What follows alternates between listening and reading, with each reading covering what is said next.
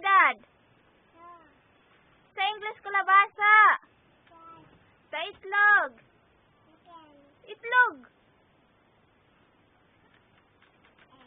Sa itlog. Sa English sa balay.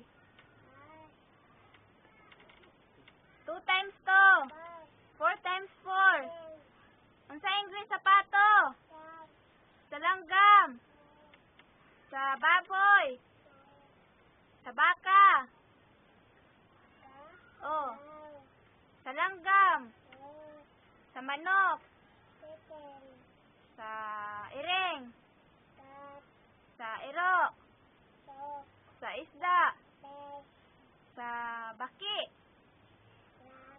Sa kanding. Sa halas. Snake. Sa bato. Oh, where's your eyes? Your nose. Ears. Ears.